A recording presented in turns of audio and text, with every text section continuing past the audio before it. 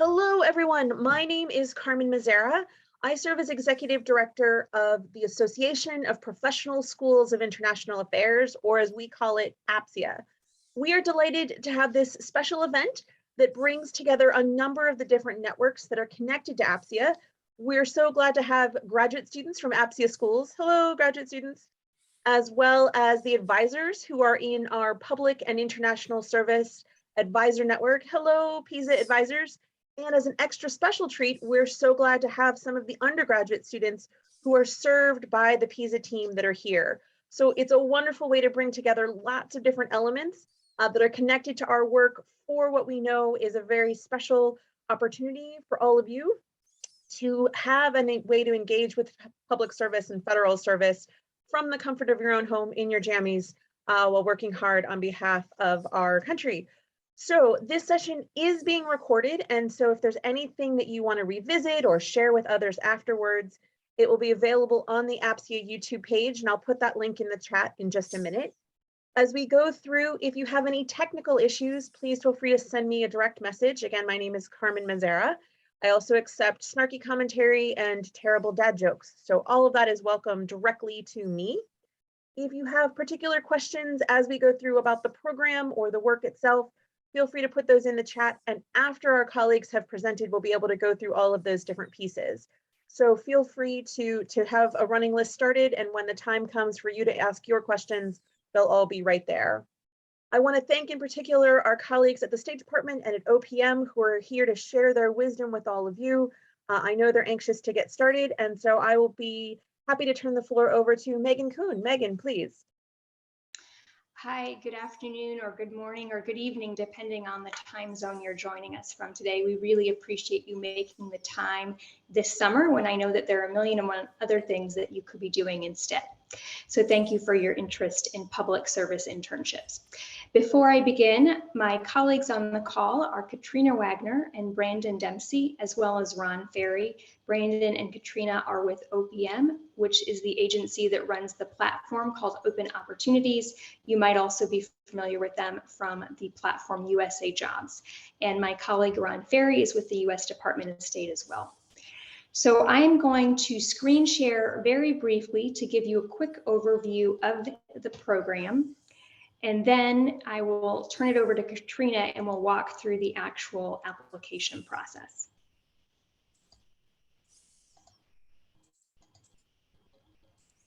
And if there are any questions that are in the chat now, at the moment, I can't see the chat box. So if you could just, however you want to handle the questions, Carmen.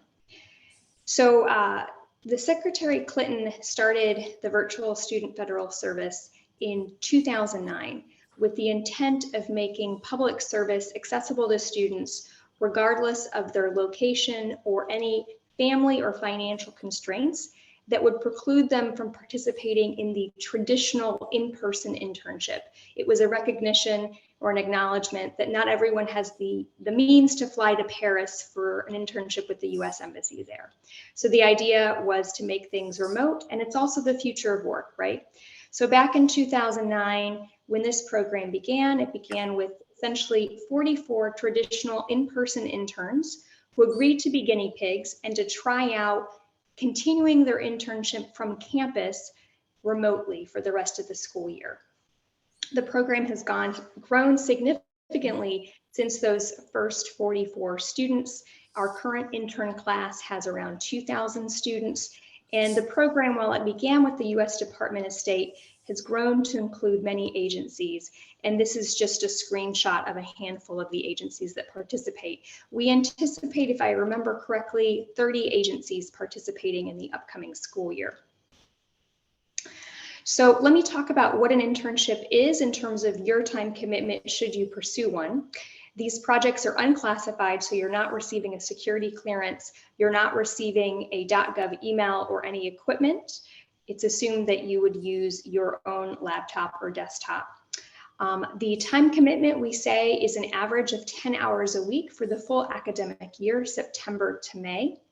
And the intern supervisors understand that you all have lives and that you have other commitments. So if you are selected for an internship, just be very upfront. about your class schedule and when you have finals or when you have exams, they will understand that 10 hours is an average. And the reason we pick that is because the 10 hours a week for the duration of the academic year tends to equate to what many institutions will accept for course credit. The internships are unpaid, but can be eligible for course credit. So if that's something that your institution offers, definitely, if you're selected, talk to your intern supervisor at the start to figure out what paperwork you need them to sign, what documentation is necessary.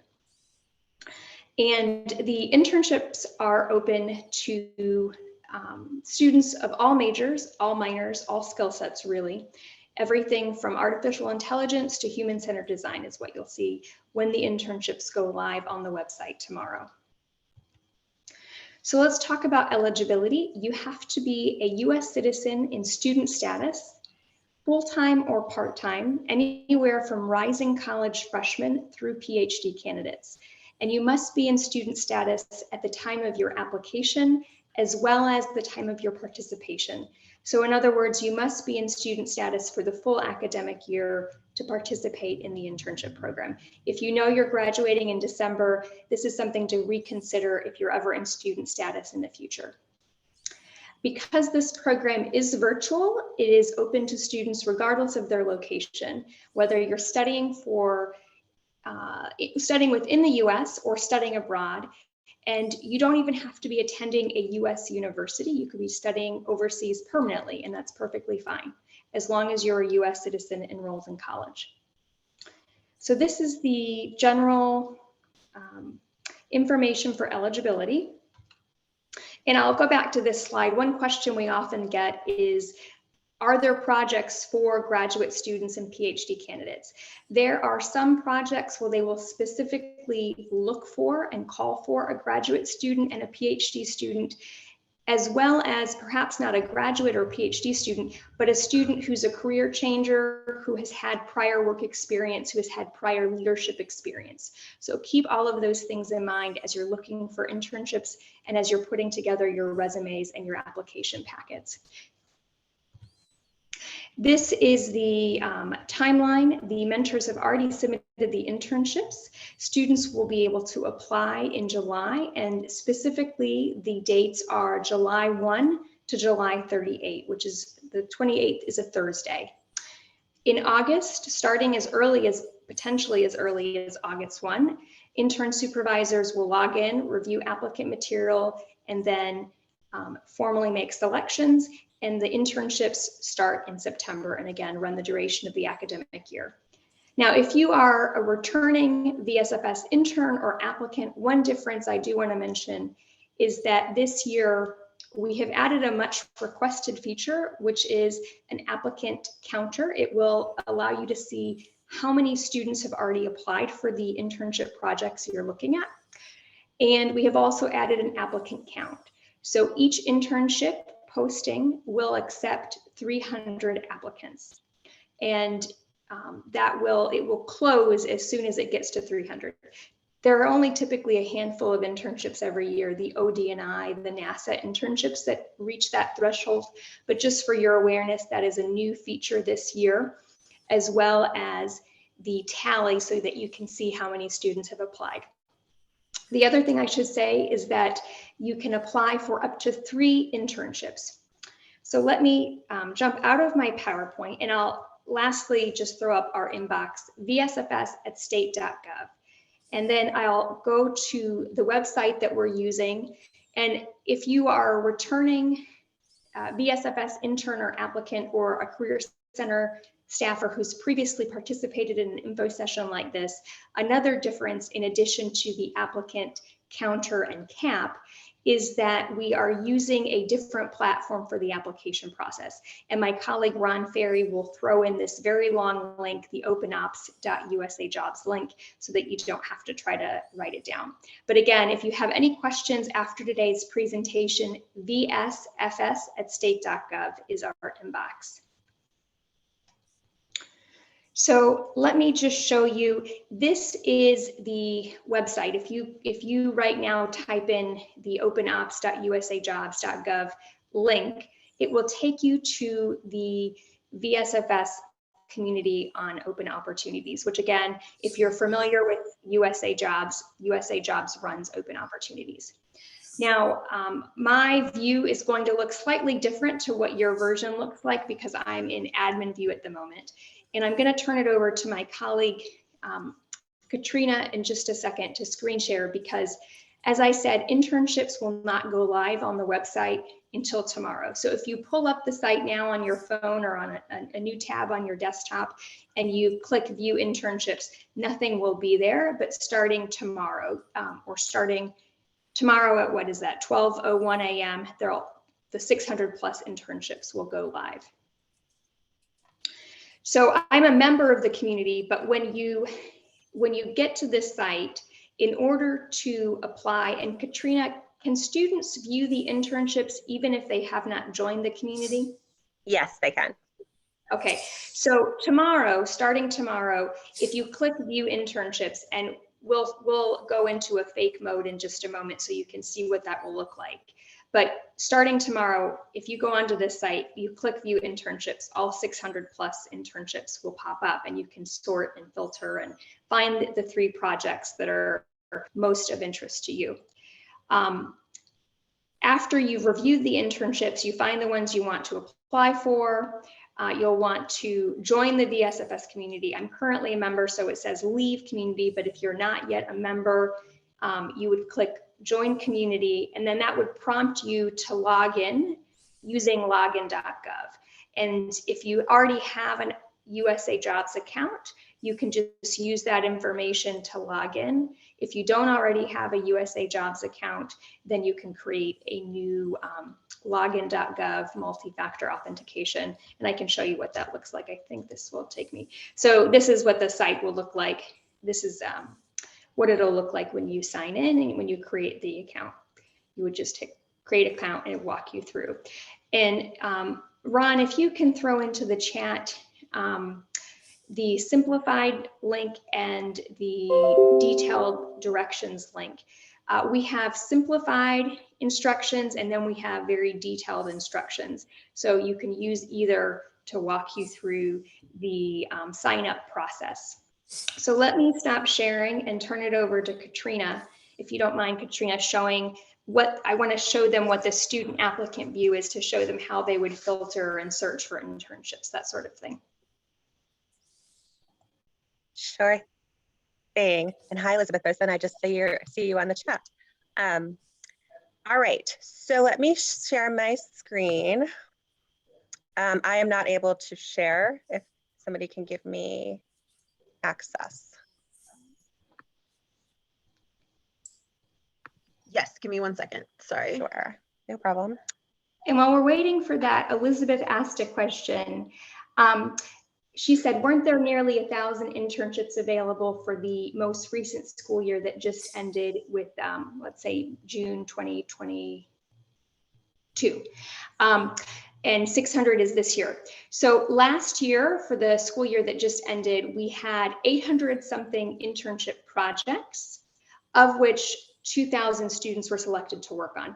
Elizabeth, you raise a great question. Some projects, some intern supervisors choose to work with teams of interns, and they'll specifically look for students who have prior work or leadership experience to serve as an intern lead to guide the more junior members of the internship group. So we do see an increasing number of intern supervisors who work with teams of interns rather than simply selecting 1 or 2 interns. Now, when you see the internships, you'll be able to see, it will say how many students the intern supervisor intends to select. But yes, we see a growing number of teams. So in terms of the difference, I don't remember the exact tally off the top of my head, but I think we're around 650. Does that sound about right, Katrina? I think that's a little high. I think there was about 610 last I checked. Maybe 610. Okay. So yeah, a slight drop from the 800 from last year, but still there'll be plenty of opportunities. Okay. So the view that you're seeing is this the exact student view, or will it be slightly different, Katrina? No, this is the exact student view. So Okay, perfect. ready for me to All right, so I am logged into a student account. I will say that I'm in one of our test environments. So all of my data in here is fake. My name is Mary Poppins. So ignore the data part of it. But when you are logged on, the first thing you're going to do once you create a new profile or a new login.gov account, if you don't already have one, and like Megan said, we're integrated fully with USA Jobs. So if you have a login.gov account and a profile on USA Jobs, you'll use the same login information to get into open opportunities. Federal employees, the big thing for you to remember is that you will have to validate your federal email address in open opportunities. Students will not have to do that. So the profiles look very, very similar for federal and student. Going to ask you to fill in some basic information. If you already have that USA Jobs account, it's all going to fill in for you. We have what we call one profile. So any updates that you make to your contact information on USA Jobs will update on open opportunities and vice versa. We also pull over demographic information. It is optional. It is 100% not connected to you. The mentors and the selectees or selection officials will never ever see this demographic information. It is only used for reporting behind the scenes, but it's really helpful for us to have both from the federal side and the student side so that we can run reports about how we're doing to meet the diversity initiatives of the government. There's a little section called About. This is very similar to what you might see on LinkedIn, a blurb about yourself. And this is something that is nice for the people that are looking at applications to be able to see a little bit of a summary about yourself. And then you can enter your skills and your languages. Your languages will come over from USA Jobs if you already have them as well. So that was my quick profile. Let me show you what it will look like when you actually want to apply. My system always gets really slow when I share on Zoom, so I'm sorry that it's getting hung. But you can go in and you can click on search, and all of the internships that are posted as of 12:01 a.m. today will show up. Hypothetically, it always likes when I demo on Zoom. Sorry. Go ahead, Megan. Can I add, while we're waiting for the blue mouse of the Doom screen to stop?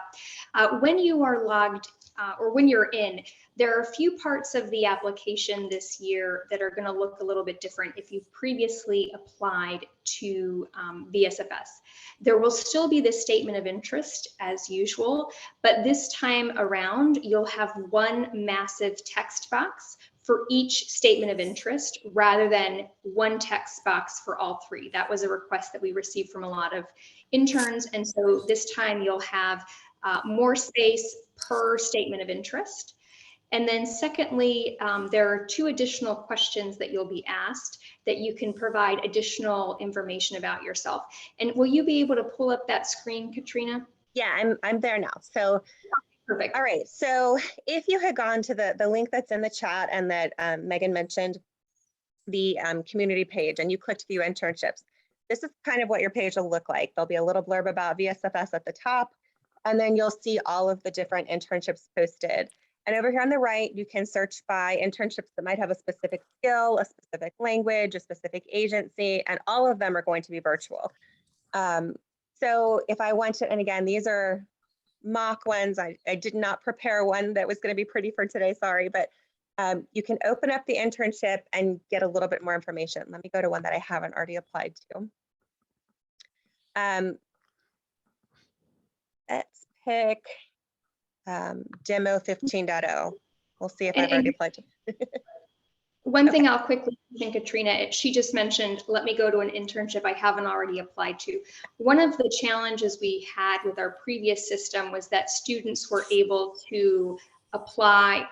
Students would sometimes apply to the same internship 3 times, sort of thinking it would improve their chances of success if they applied more than once to the same internship.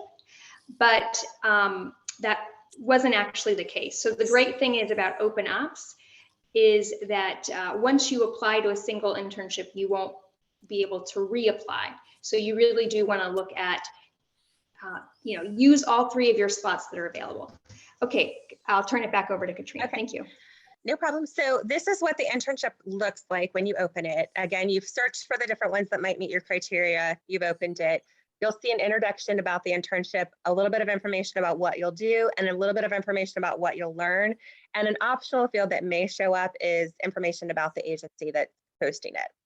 Up here, you can see the skills that the mentor associated with the internship. Over on the right-hand side, you'll see the application due date. This is not correct. This is a test environment. The application due date is 7/28/22 at 11:59 p.m. Eastern time. I do want to stress Eastern time because that's something that happens every year when we do these, that somebody is on West Coast and they think they can apply till midnight their time. It is 11:59 p.m. Eastern time that these will cut off on the 28th. And then over in this blue box on any of the internships, you can see basic information about the internship, who's posting it, the number of interns that they're looking for, the start and end dates for the internship, and then just some basic information if there's a language requirement, for example.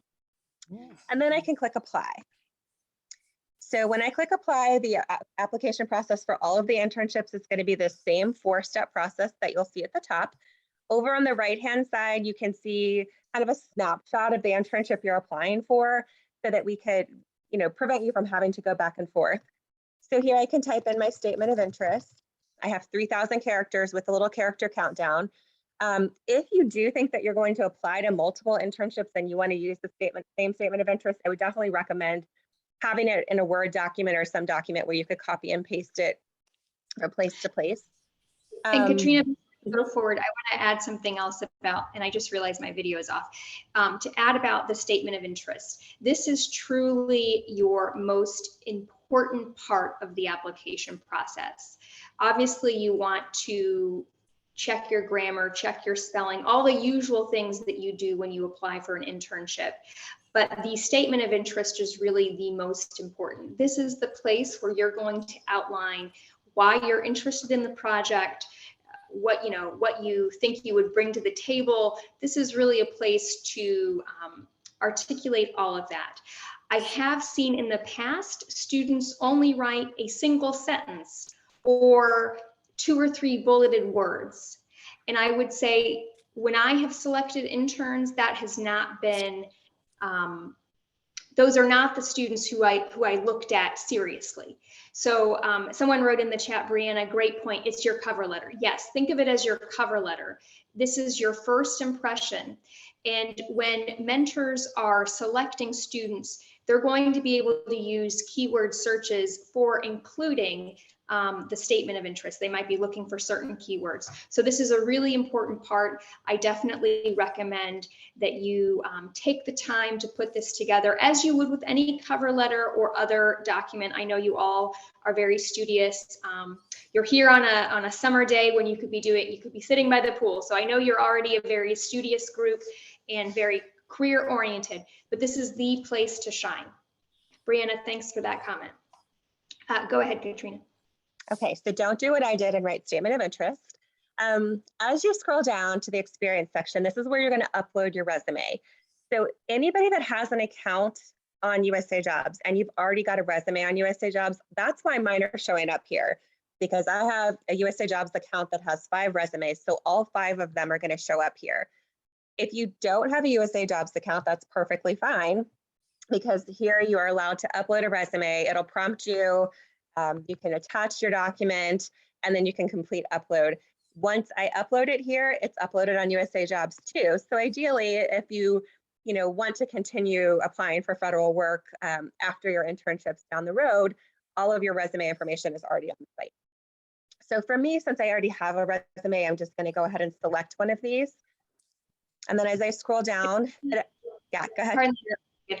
If you are someone who likes to make a tailored resume, what's great about this is you can create, if for example, you're applying for an internship that deals with the National Park Service and you want to talk about your study of geography and wilderness and other Park Service-esque things, and you create a Park Service oriented resume, this is a great feature because you can have a different resume for each internship that you apply to. That's not required, but it's an option. So you can really highlight skills in a particular area, in one area that you might not highlight in, say, your political science internship that you pursue. So keep that in mind. That's some great flexibility there. Okay. Then at the bottom of this tab is your references. So if you have references on USA Jobs, you can import them. If you don't, or you don't want to use the ones you have on USA Jobs, because again, you may want to tailor your references to the internship that you're applying for, you can simply click Add Resume, and you can enter this information. I'm just gonna, and that whether they're personal or professional. I'm actually just gonna hit cancel because it's gonna tell me I don't have everything in there I need. But the ideally, if you've got it on your USA Jobs profile, then you can just import it, and then you can continue to import it for anything else you apply for. And then I'm gonna click Save and Continue. It's gonna take me to step 2 if it doesn't get hung up. Sorry for the delay. Like I said, my whenever I present, these Zooms and Teams don't seem to slow my computer down. So. Well, and while we're waiting for the next step to pull up, any questions about what we've covered so far? Megan, I have one. It's Carmen from APSIA. Yes. We were encouraged to put languages in. Do you encourage students to include English as a language, either with native fluency or high-level professional fluency?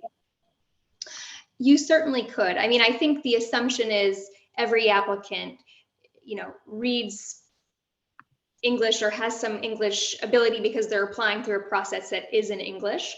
But if you want to add that, you certainly could. And on that note as well, are students asked to give their level of language proficiency or just the languages they have some exposure to? We will show you in just a minute. There'll be a place that you can specify the language. And Carmen, your question is fantastic because every year we have internships that look for very specific language skills at a variety of levels.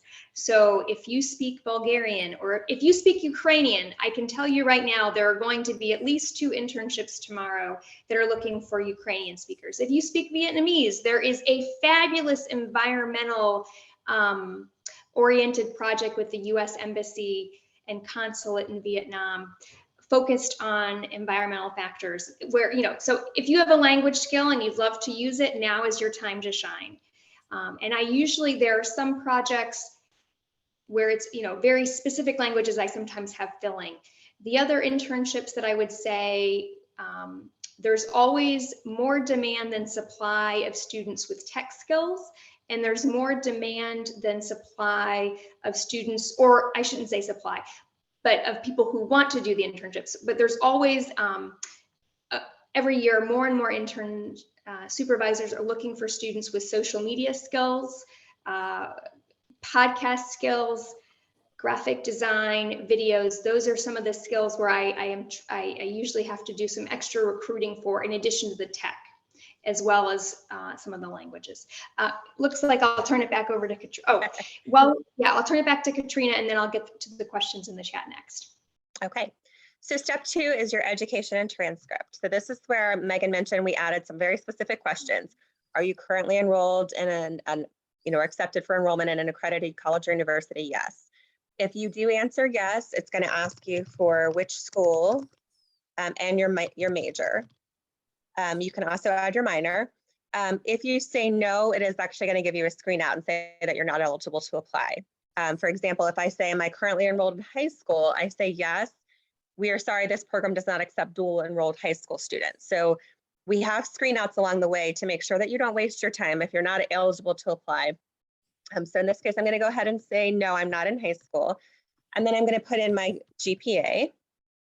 And then as I scroll down, I get to the transcript section. This works just like the resume section where you can upload a copy of your transcript. Now, Megan might have more to say about this, but we of course recognize that official transcripts are not going to be able to be uploaded. So these are unofficial transcripts.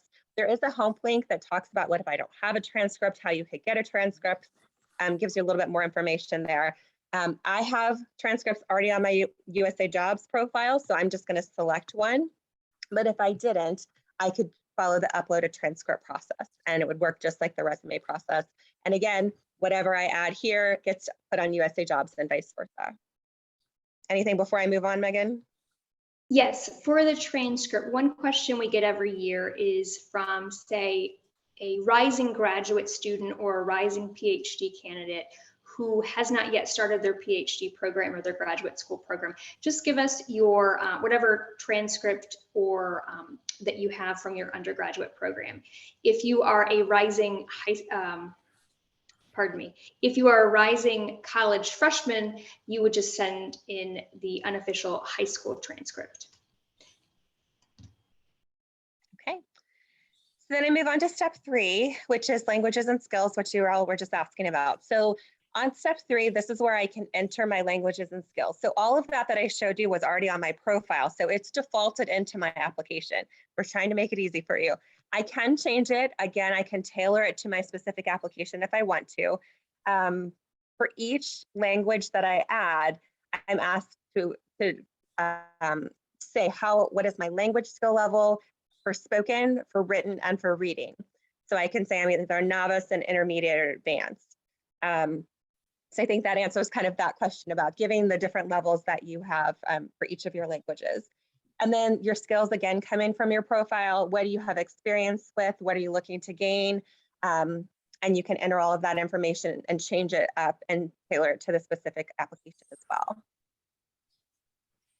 Right, and then I click save and continue, and that's really the end of my process. So now I'm going to my review process, which is the step 4, where I can actually review and submit. So I get to view the entirety of my application. Did I miss anything? Does everything look good? And if it'll let me go to the next step. Did you have anything else on that one, Megan, before I'm waiting for it to allow me to continue? And I think a couple of questions, I've tried to answer some of the questions in the chat. If I missed your question, let me know. A couple of folks, let's see, Marie has asked, why can't international students apply? That is a decision way above my pay grade. The decision was made for this to be open to US citizen college students. If you have students who are not yet in citizenship status, say they're waiting for their appointment or they think they'll become a citizen later in the summer, that encourage them to apply in the following year. They have to be in citizenship status at the time of their application. And I did throw in the link. The United Nations has a fabulous online volunteer program that any student, international or otherwise, could look into. Go ahead, Katrina. Okay, so on step 4, this is the review and submit. I can just, I didn't really enter much in mine, but I can kind of look through, scroll through. Does this look good? Yes, I'm ready to submit. And then once I click submit, I get a what happens next snapshot page that the agency is going to look at the applications, they'll set up interviews, and then you'll get an email when you have an offer. There is a little blurb about, can I update my application? And the answer is yes, as long as you update it before 11:59 p.m. Eastern time on the application due date, which in this case is July 28th. You can continually update your application. It does only give you one application, so you're not entering multiple, but you are able to update it if you feel like you've left something out. And to do that, anytime you go and click on your name, you're going to get taken to your dashboard. So you can see any of the internships that I've applied for, and I can see my status. So one of the biggest questions our help desk will get is, what's the status of my internship? You will always get an email once you've applied, so you'll know that it went through. But I also recommend that you go look at your dashboard and you actually look at, does it show up here? And it's going to look like this one that says applied. And if you want to make a change to your application before the due dates are all going to show up here. They're all going to be the same in this case. You can click on the link from your dashboard, and you're now going to see, well, this one's no longer open. The button will now say update my application. Also, if you want to withdraw your application, you can go from the same way and you'll click on this red withdraw my application button. And so that saves you from having to email the right people. You can do it all yourself. Also from your dashboard, once you have completed, if you've been selected for an internship and you've completed it, and come next May, everything is checked out, you'll actually be able to view and print a certificate of completion from this same dashboard. So again, saving you that step of having to ask somebody for proof of completion. And Go ahead. Katrina, can I add? So you will receive email notifications if you've been selected, but let's say your email server or you have a spam filter and you lose the email or don't get the email. You can always go into your dashboard. By the end of August, most mentors, most intern supervisors have made a decision and you can see if you were selected or not. There were a couple of questions in the chat, perfect timing because they fit your demo perfectly. Casey asked about, is there a way to create a favorites list? Do you mind showing that? Yes, Casey, that was a feature that students really, they used on our previous site and we continued over to here. And what's really great is on the previous site, you would lose your favorites if you left the website, but here, because you're logged in, you can keep a list of favorites and see here where you can, you click the star to save. So you can click the star to save. And then once you go to your dashboard again, anytime I want to go to my dashboard, I click on my name. There's a section of saved internships at the bottom. Okay, and someone had asked another question related to the application process, but it's gotten lost for me in the chat. So if that was you, please feel free to unmute and ask. Megan, it looks like there's a question of whether one reference can be used for all of the applications or you have to have separate ones. Okay, great question. That was exactly the one I was thinking of. So in the same way that you can change up which resume that you use and your statement of interest can be personalized and the additional questions that you'll answer. Katrina, what were those additional questions? It was like my skills as well as what I'm blanking at the moment. I'm sorry about that, guys. But those answers can be different for each internship that you apply for, as well as your reference information can be different. And if you have references, like Katrina said, on USA Jobs, they'll transfer over, but you don't have to use those references from USA Jobs. You might have one reference who's best positioned, a professor who's best positioned to talk about your Chinese studies experience versus a professor who knows about your English or, I don't know, graphic design skills. So you can use different references. One thing I wanted to point out, Megan mentioned that you can go back to your dashboard to check on the status of your internship, and you will see selected or not selected, or you might see this not submitted. That's a key that you did not hit the submit button, that maybe you did step 1 and step 2, but you didn't go all the way to step 4 and click submit. Very common thing that people do. So if you see not submitted, you did not hit submit. But in addition, as she was talking about the emails, we also recognize, especially with colleges and universities, they often block some of our emails. So if you are looking and wondering if you got an email, we have the messages feature where you can click on messages and you'll be able to view any of the messages that you have that have come through, so that you can click on it and you might be able to find, you'll see the proof that you submitted your application. You can see the proof that maybe that you've updated your application. You can see a selection or non-selection letter there as well. So everything that goes to your email also goes to this messaging box for that reason, that we recognize spam filters are harsh. And I pulled up the questions that are new this year. In addition to the statement of interest, there's a space where you can answer the question, I have experience with ... fill in the blank. And a second question, I want to develop ... fill in the blank. And both of those have 960 something character counts. So there are a lot of places and ways for you to express your capabilities and your interest in the internship. So I think that covers our demo, and I should have said this from the beginning. You all are the first group to see this demo because we have this brand new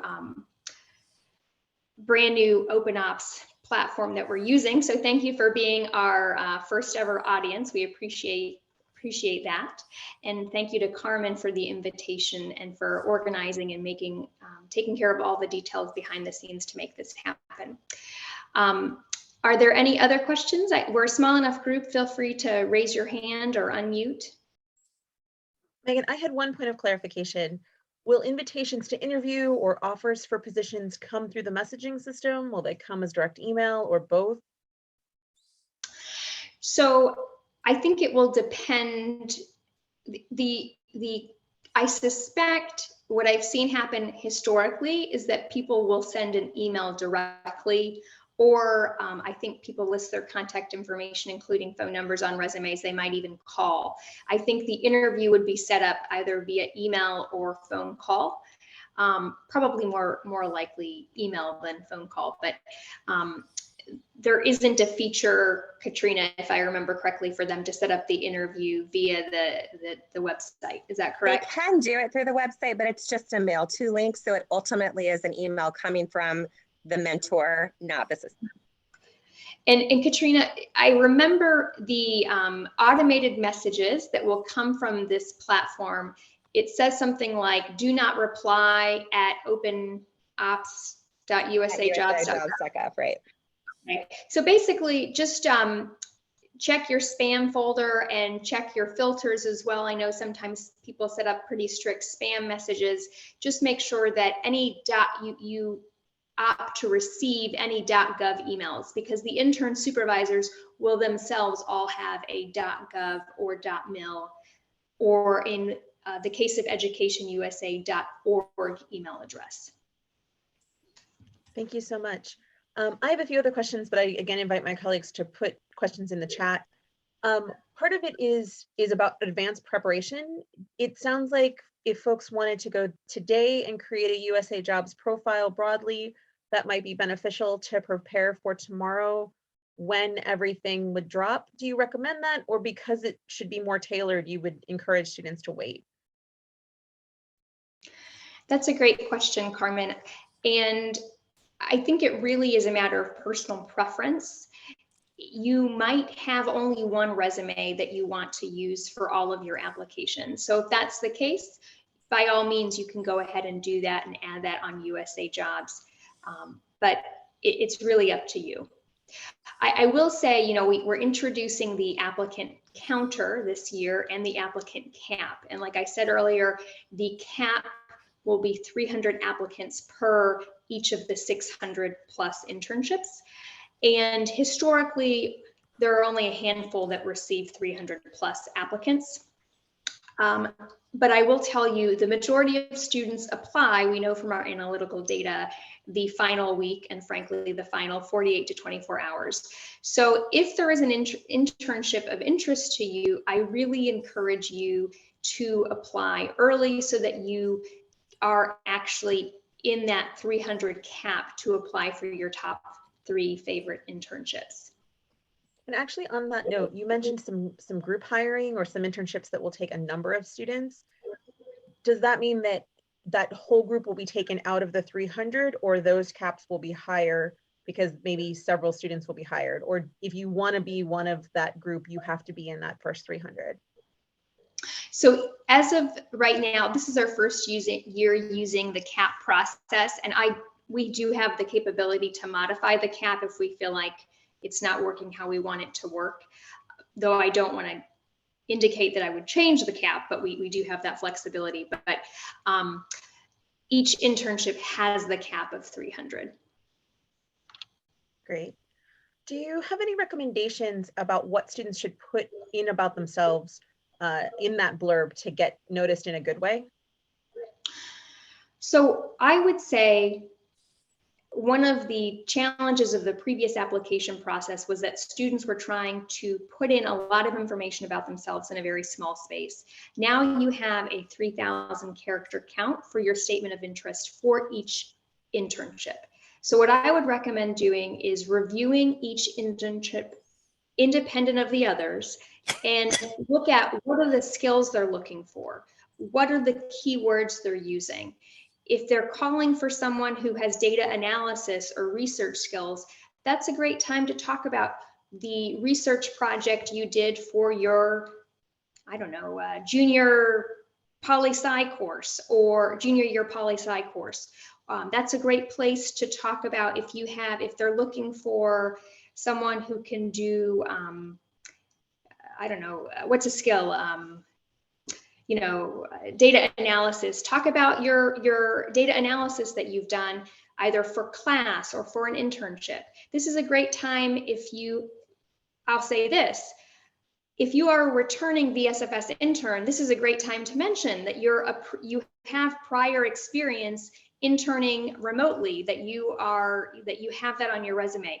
I'm always surprised when we're returning VSFS interns, because every year students, if you're selected for more than one internship, you may select one to participate in. And because you can apply as early as rising college freshmen, we have students who do it their freshman year, sophomore year, junior year, and so on. And sometimes I will see their materials and I'm surprised that they're not touting the fact that they have prior experience. If you have any sort of prior internships, that's a great time to talk up not only what you did, but what you accomplished. I not only wrote 3 social media posts, but I grew our followers or likes by X%. So I would also say showing accomplishments in what you've done, either for schoolwork, volunteer work, or internships or jobs. And I would definitely say volunteer work is definitely worth mentioning, especially if it's a direct correlation. If you studied abroad or you interned, you all are international focused group. If you interned abroad or volunteered abroad, those are all great things to mention. Thank you. So it is very much like a cover letter. One small question, does the box that you all have do spell check for you, or do you encourage students to pull it back out for one last spell check before they hit submit? Katrina, do you know about the spell check? Is that a Yeah, feature? it does not spell check for you. So I definitely recommend doing it in something like Word and then copying it over. Always a pro tip, team. And just to confirm, you can apply for a max of 3 internships, is that right? And I thought I saw another question, but no, I think we've covered it all so far that's in the chat. We do have one more before I have a little bit of wrap up. Do you have best practices on how to filter through the 600 postings and really drill down into areas of interest? So you can filter by language. You can filter, we realize that language is a skill, but we separated language out because some projects will only request language while others will require the language. So we filtered out internships that require the language separately. So you can filter by language, by skill. I think you can also filter by location. Is that right? If you want to do something with an office overseas. Katrina, is there a keyword search as well? There is a keyword search. So lots of great ways to filter down. One more question about references. What exactly does the reference process look like? Do references send a letter, or is there some other way that that information is collected? So that is up to the individual intern supervisor. And I suspect it might be the intern supervisor sending an email or making a phone call. Personally, Megan Kuhn as an individual intern supervisor, not Megan Kuhn involved with the program formally, I always call the references and ask to hear about the student's experience, and if it's a reference from their time when they interned on the Hill, or it was a reference from their professor on a particular project, I always ask questions about that. Mm-hmm. Excellent. So my last questions for you all. It sounds like you have good advice about writing your statements in advance, really thinking about how to best tailor each of the 3 shots you get at this, and putting forward how you connect to that particular opportunity. Are there other things you recommend students do to be competitive in these spaces? And are there things you very much caution applicants against doing to make sure they don't get their legs cut out from them? Great question, Carmen. So going back to what I said earlier about, I have seen students only put in a single sentence or a bulleted list answer. Please be more detailed than a single sentence. Take the time to answer each question. Don't skip a question. Those are the main things that I have seen when I, on a personal intern supervisor level, and reviewing applicant material. If someone only writes a single sentence, then I probably am not going to learn much about them in advance. and they're not going to make my interview list. I can't speak for all intern supervisors, but that's just what I personally do. I would say also not including volunteer work. Include your volunteer work. Include your work experience, your paid work experience as well. You know, if you worked retail, that is really valid because it shows you have time management skills and leadership skills, and you know, all sorts of skills that are applicable to federal public service internships, even if you don't think there's a direct correlation. So definitely be sure to include all paid and unpaid work experience. I have seen instances where students, they'll mention something in an interview, but I was surprised it wasn't on their resume. That has happened. And then the other thing I would say is my number one tip, please don't wait until the final 48 to 24 hours to apply. You all know this. I'm sure I'm not the only procrastinator on the call. It's stressful. And especially now with the cap, we don't want you to miss out because you waited until the final 48 hours. And every year, Katrina mentioned this earlier, the deadline to apply is in Eastern Standard, 11:59 p.m. Eastern Standard. And every year we have a student who missed that detail and missed the deadline as a result. Thank you. So apologies to our colleagues west of the Mississippi. One last question before we head out. Can students only do their internship in the fall? If they're going abroad, can they front load their hours? Can they take their internship with them? In terms of the time frame for the actual internship, could you tell us a little more about that? So that's a great question, Carmen. And the way this program is structured, the way these intern supervisors have thought through their projects is that the student is committing for the full academic year.